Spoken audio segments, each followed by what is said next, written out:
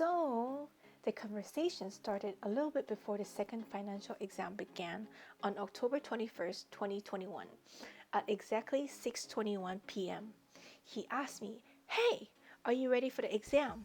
In which I responded and said, "Hey, kinda. Lol. Are you?" We talk about how bad we are as students who have just started studying and reviewing a little bit before the test begins. During the exam, he was answering other students' questions and giving them answers. I admire his ability to multitask and his generosity in providing help to other people. After submitting the test for grading, he asked how much I scored. Wanting to hear his grade first, I asked him back instead of answering. Was it funny revealing it so quickly? Am I right? Or am I right? Before revealing what we got, can you take a guess how much we each score out of 50? Take a wild guess. You shall win recognition for guessing it right.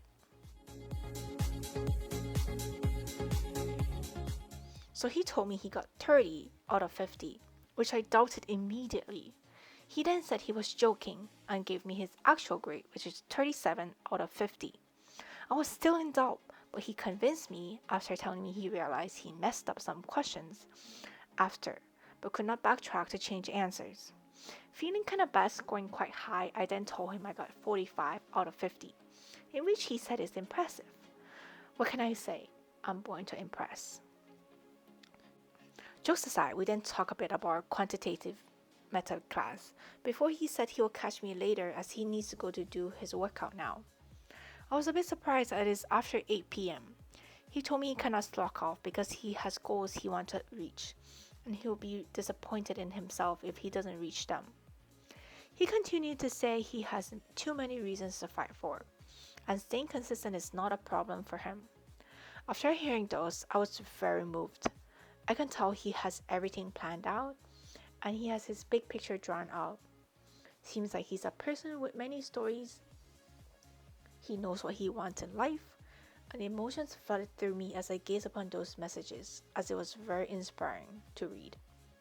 He then goes to say he posts his workout videos every day on his Snapchat. I can maybe get motivated watching him struggle. He sent me a screenshot of his account name with the code. Lo and behold, his Snapchat username has 帅哥 in it. If you did not know, 帅哥 in Chinese means handsome. I laughed so hard and teased his confidence in using that name. We then talk about the languages we speak, and I learned that he speaks Mandarin. I knew that he knows Chinese because in the photo he sent in our group chat, he had tabs open with Chinese in it. But mind you, I'm not a stalker, trust me. What I did not know is that he was born in Toronto and studied in China for about 1.5 years when he was around 3. His Chinese still seems good compared to friends I know who were born in the West because his surrounding compared to my friend's surrounding influence is different. His influence knows Chinese and uses them well and frequently around him. I also told him that I lived in China until I was 9. He thinks that my Chinese is good and wants to hear it. However, I told him my Chinese is not that good since I grew up in the village and don't use Mandarin as much. He then asked me where I'm from, and I told him Tyson, in which he assumes Tyson, but I told him it's Tyson. Tyson is not well known, but there are many Taiwanese immigrants worldwide. I then learned that his parents are from Nanjing, a big city in northern China. I asked if he visits often, and we started to talk a bit about COVID and traveling. He asked where I would like to go soon. I said Montreal, New York, Belize, London are on the list so far. Upon asking him, he said Paris. I told him that I heard Toulouse is very nice. It's like the Fuzhou of China. In which he responded, he has a lot of Fuzhou friends. Then I figured he makes friends with everyone he meets and is a people person. I also asked him what he does for work since he said he is back to work after getting the vaccine. He told me he does deliveries and sells arts. I joked saying, please don't tell me you sell NFTs. Of which he said, I'm shocked you know about NFT. I responded saying I'm trying to be financially literate.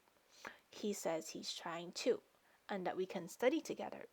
I thought he was very nice and helpful immediately. I have a hunch that he's already good, and he said he's a noob. He's so damn humble. And then goes to say that he thinks I know a lot, but I'm trying to be humble. Of which I assure him I'm nowhere close. I also complimented his delivery job as I know it is very flexible. And he said yes, he can get off and go on breaks whenever he wants. He also says he can play music and call whoever he wants. With two smirky emojis saying the freedom is insane. Then I thought he's a fuckboy and always flirts with other people. I built my guard up immediately and made sure I didn't fall for him. I ain't into no game. I can make friends, but I don't have time to waste playing with each other's feelings. After he said that, I said, no wonder you have so many friends then. You're always connected. He then said he doesn't talk to too many people now, just a few close ones.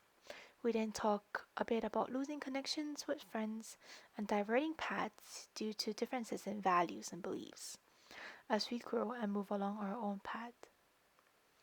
He also asked about my plans for reading week.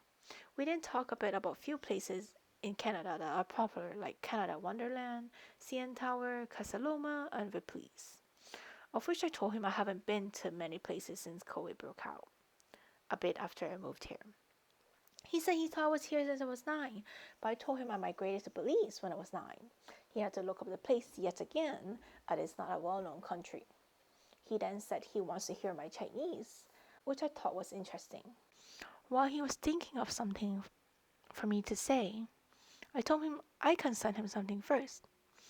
I gave him the good old 是。He then sent me the voice memo of him saying it.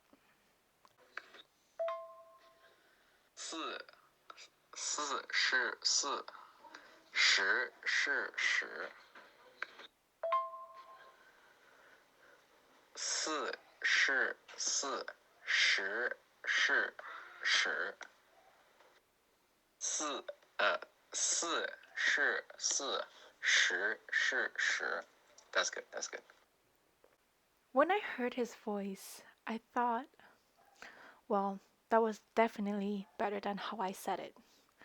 When I heard his voice, I thought it was very nice and manly. Reminds me of Mr. Manglebud's hoarse voice. Very sexy and handsome voice, to be honest. Very attractive, as you can tell. He then gave me a tongue twister to choose from, and I went with 知道就说知道，不知道就说不知道，不要知道说不知道。知道就说知道，不知道就说不知道，不要知道说不知道。Yeah, that's bad. He thinks I rushed a bit, but said I was really good. We didn't talk about accents. Our conclusion is that we should just embrace it. Getting to talk to him and learning more about each other was very nice. I went past my normal bedtime to stay up to talk to him. That night I slept around 1:30. If I remember correctly, my consistent bedtime then was around 12 midnight. That concludes our first talk. Upon writing and making this on May 12, 2022, Snapchat tells us that this is the 20th day since then. Looking back, it will always be a great day to remember. The day when he first slid into my DM asking if I'm ready for the exam.